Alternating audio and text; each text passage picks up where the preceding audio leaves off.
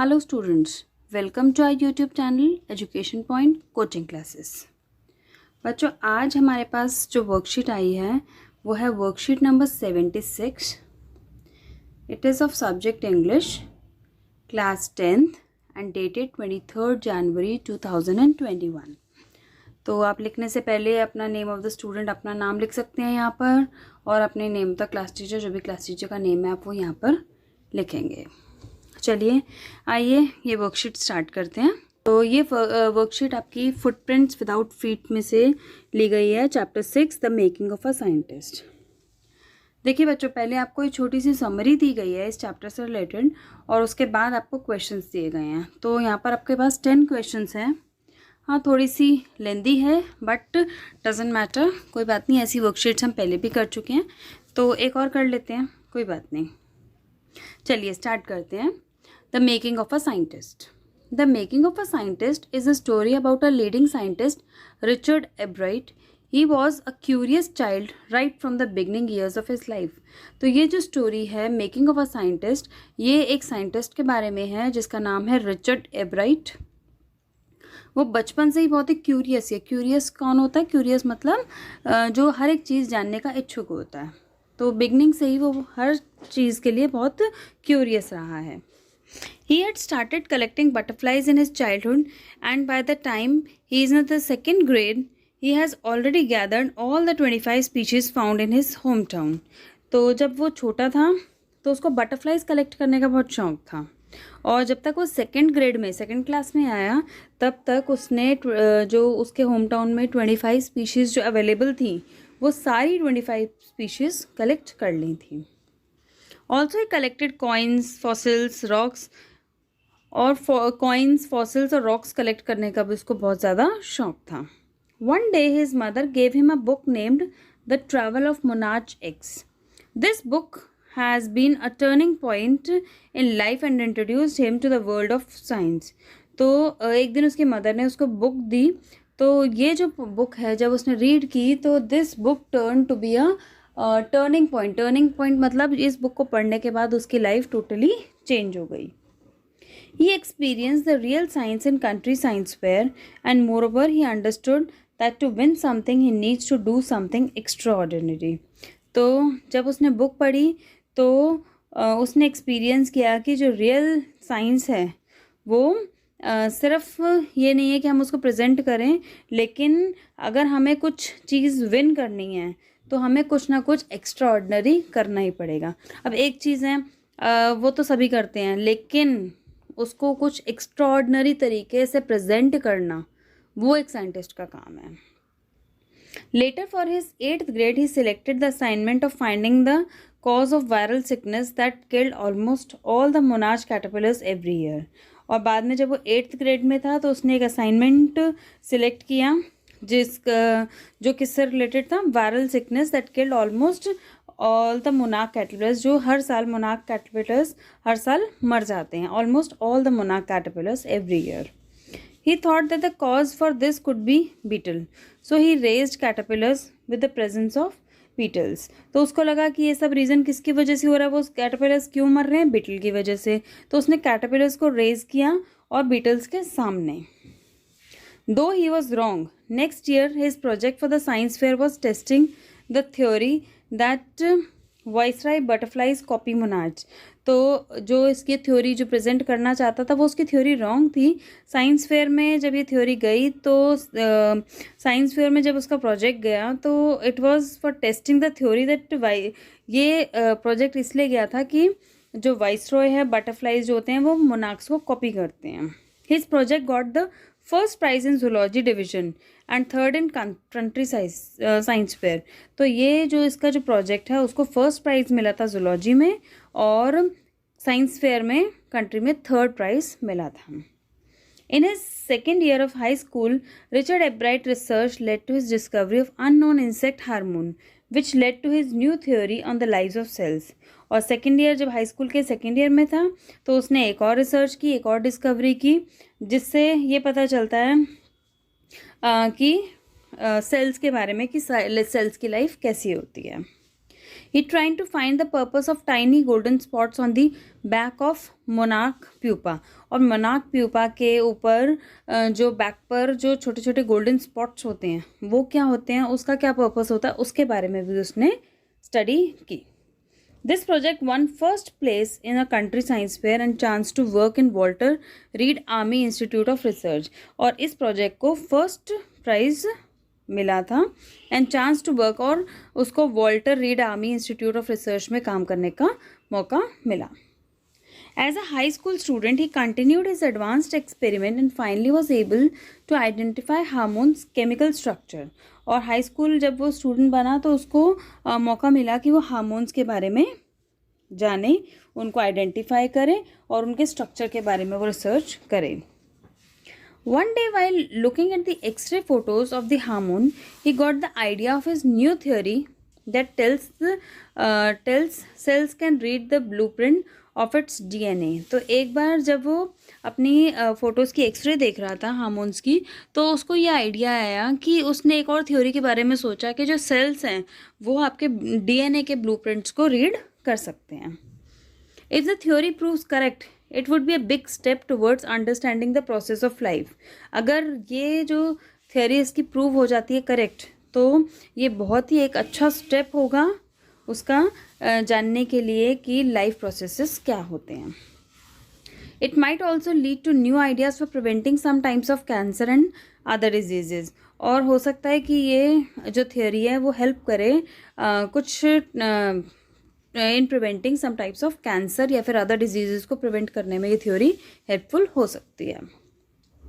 He has other also interest also like public speaking, debate, and is also a canoeist and N outdoor person. Also, he was a competitive but in good sense and always want to do his best. Moreover, he possesses all the traits of becoming a good scientist. तो जो ये जो person है वो बहुत ही अच्छा speaker है, debater है, and also a good canoeist.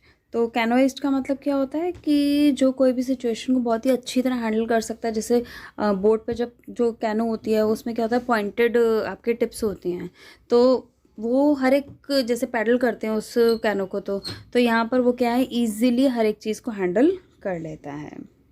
ठीक है, बहुत ही अच्छा स्पीकर भी है. Also he was competitive but in good sense and always want to do his best. और हमेशा वो बेस्ट करने की कोशिश किया करता था. Moreover, he possesses all the traits of becoming a good scientist. और good scientist बनने के उसके अंदर सभी जो traits थे या फिर जो features थे या सब चीज़ें उसके अंदर थीं. चलिए आइए हम देखते हैं इस चैप्टर के क्वेश्चन आंसर्स. फर्स्ट क्वेश्चन देखिए, आपको फर्स्ट 4 क्वेश्चंस तो देने हैं 20 to 30 वर्ड्स में आंसर.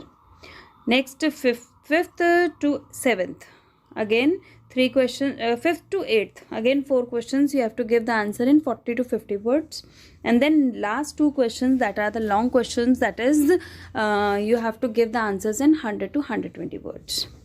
चलिए first question, What all hobbies did Ebright develop in kindergarten? kindergarten में kindergarten होता है छोटे बच्चे जहाँ पर स्कूल जाते हैं, तो जैसे प्ले स्कूल आप कह सकते हो, तो उस वहाँ पर एब्राइट ने क्या हॉबीज़ डेवलप की थी. एब्राइट was fascinated by butterflies. He started collecting butterflies in kindergarten. तो एब्राइट बटरफ्लाइज से बहुत ज़्यादा फैसिनेटेड था, मतलब कि उसको कलेक्ट करना बहुत अच्छा लगता था, और वहाँ पर उसने किंडरगार्टन में बटरफ्लाइज कलेक्ट की. He also collected rocks, fossils and coins. He also became a star गेजर and eager astronomer.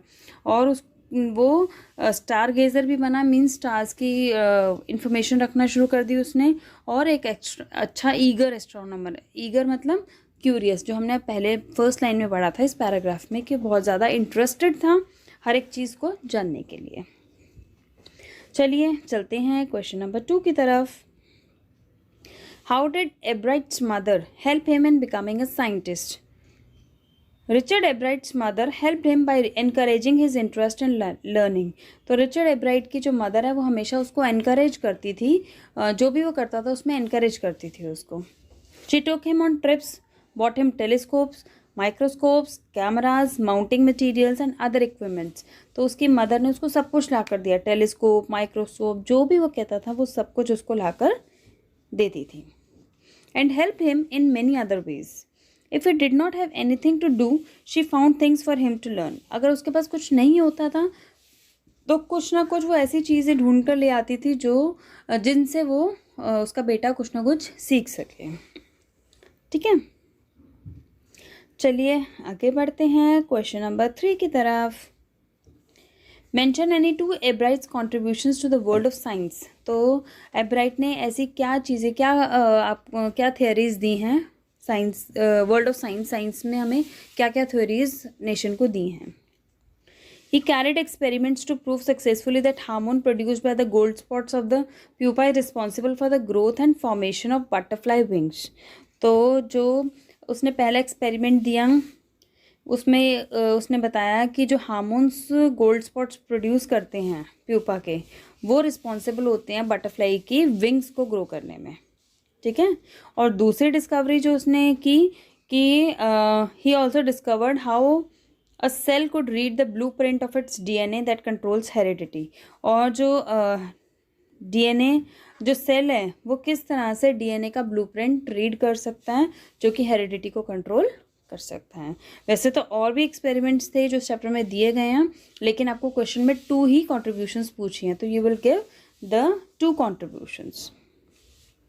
Next question number 4, what were the factors which contributed in making एब्राइट a scientist. तो आपके जो एब्राइट में क्या क्या ऐसे features थे या फैक्टर्स थे जिसकी वजह से आप कह सकते हो कि वो बहुत ही अच्छा साइंटिस्ट था। Sharp brain, deep observant, analytical mind, driving curiosity, the keen interest in the subject and strong will for the right cause are some of the essential for the making of a scientist. देखिए कितनी सारी चीज़ें उसके बारे में बता रखी हैं कि एक अच्छा साइंटिस्ट बनने के लिए क्या क्या चीज़ें होनी चाहिए। देखिए sharp brain, deep observant, analytical mind, driving curiosity, keen interest and strong will. तो लगभग आपको 6 चीज़ें इसके अंदर बताई हैं कि क्या क्या फीचर्स, क्या क्या ट्रेट्स होने चाहिए एक अच्छा साइंटिस्ट बनने के लिए। ठीक है, चलिए next question. If the theory proves correct it will be a big step. What is the theory about in 40 to 50 words. तो अभी आपने पैराग्राफ में पढ़ा था ना कि उसने कहा था कि जब मेरी कोई ये थ्योरी प्रूव हो जाएगी तो it is a big step. तो वो क्या बिग स्टेप था, वो क्या थ्योरी थी, किसके बारे में उसने ऐसा कहा था। If the theory proves correct it will be a big step towards understanding the life processes. अगर उसकी थ्योरी करेक्ट प्रूव हो जाती तो वो लाइफ प्रोसेसेस को अंडरस्टैंड करने के लिए बहुत बड़ा ही बिग स्टेप होता। The theory is about how cells read their DNA।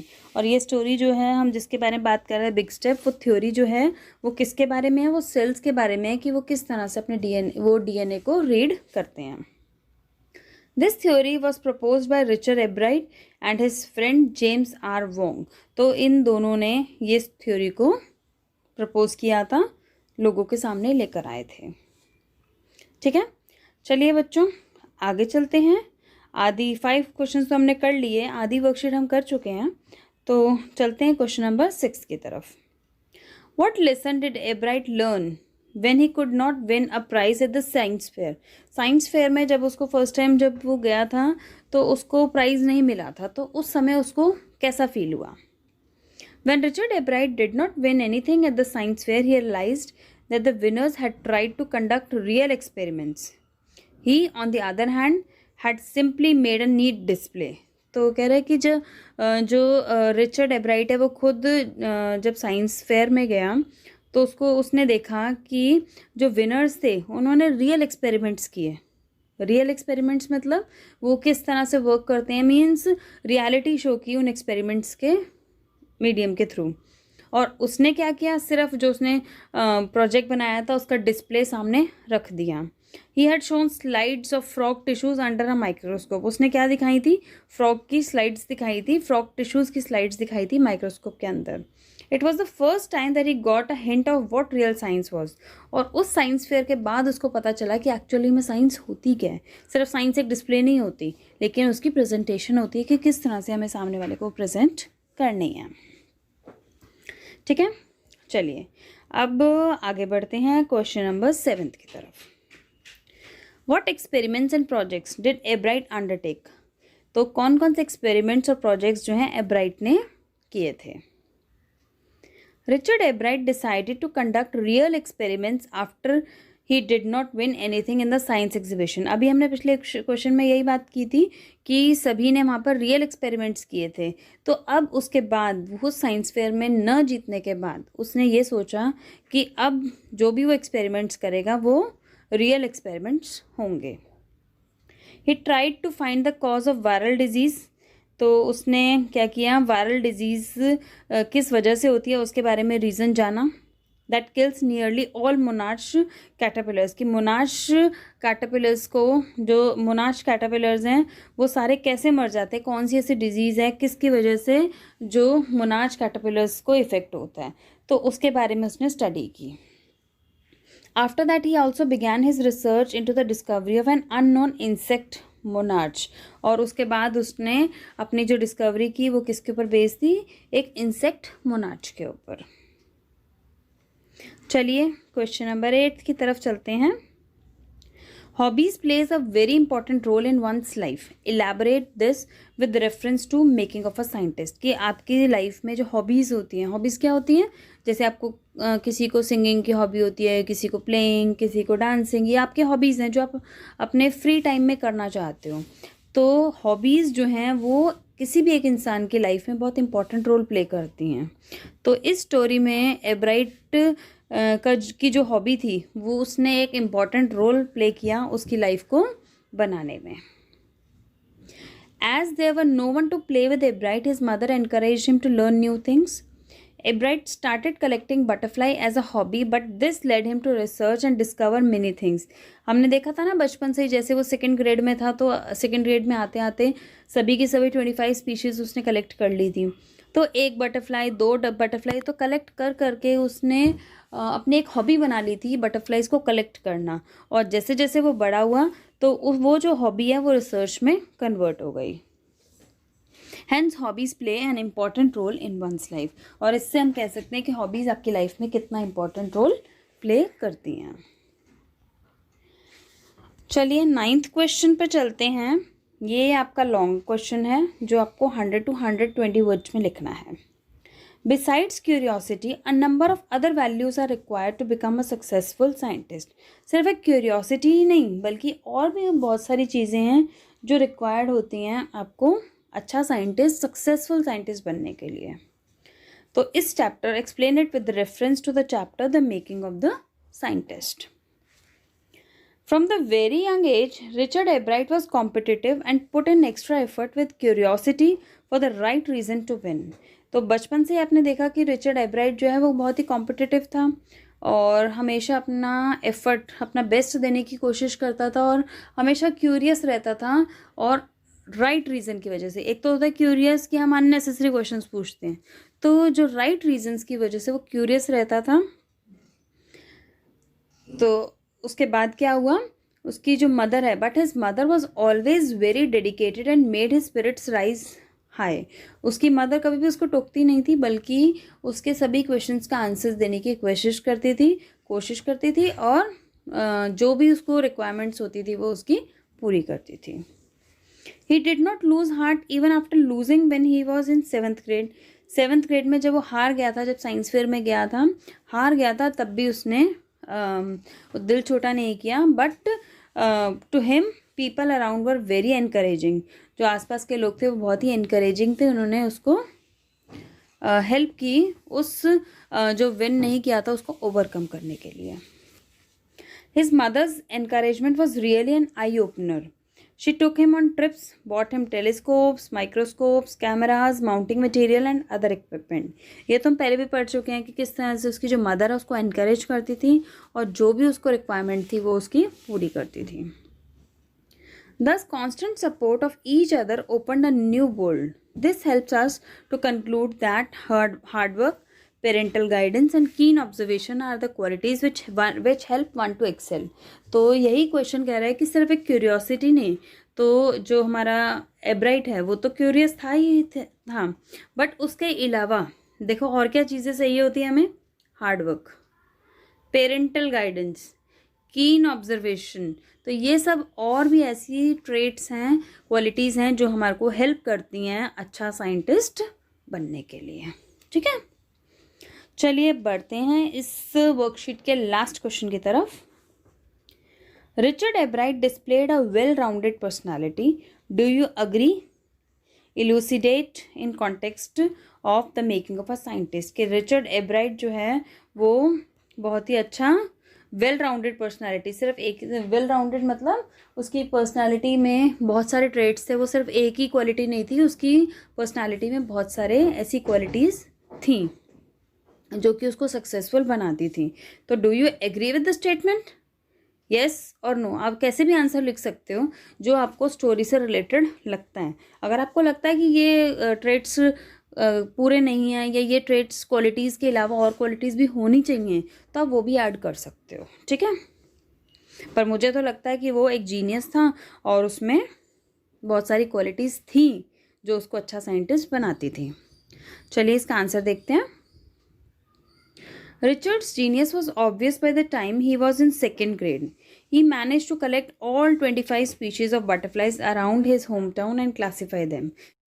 देखो रिचर्ड की जो जीनियस थी वो तो हमने बचपन में ही देख ली कि जब वो छोटा था तो किस तरह से उसने बटरफ्लाइज़ की 25 स्पीशीज़ कलेक्ट कर ली थी.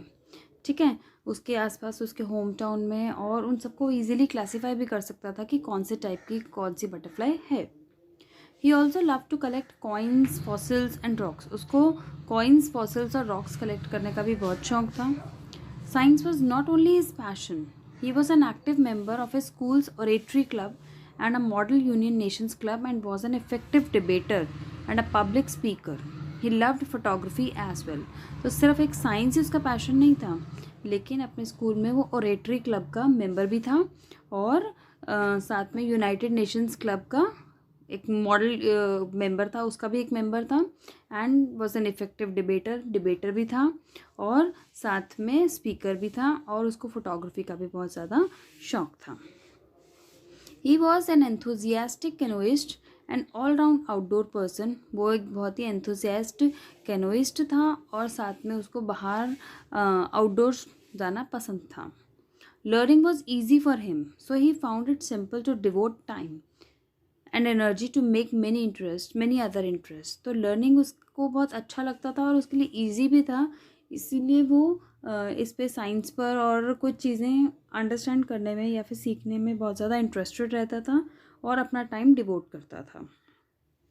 He became a champion in what ever he did. जो भी करता था वो बहुत ही लगन से करता था, इसीलिए वो हर एक चीज़ में चैम्पियन था. He believed in the spirit of competition to win. और हमेशा वो जीतने की भावना से काम करता था कि मुझ में यही स्पिरिट है कि मैं जीतूं, मैं कुछ करके दिखाऊं. But he did not wish to defeat others just to win. लेकिन उसमें यह भी नहीं था कि वो सिर्फ जीतने के लिए दूसरों को हराना चाहता है.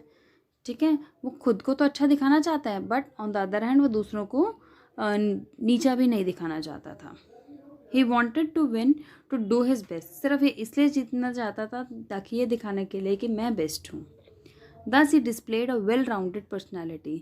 तो इट मीन्स अब इन क्वालिटीज़ को देखकर हम कह सकते हैं कि he was a well rounded, यानी कि उसके अंदर बहुत सारी ऐसी क्वालिटीज़ थी जो कि उसको well rounded, overall well rounded personality बनाती हैं. ठीक है, तो ये हमारी यहाँ पर ख़त्म हो गई है वीडियो.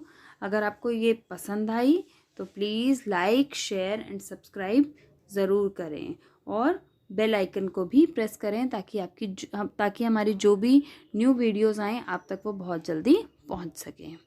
तो चलते हैं, मिलते हैं नेक्स्ट वीडियो में. Till then bye students.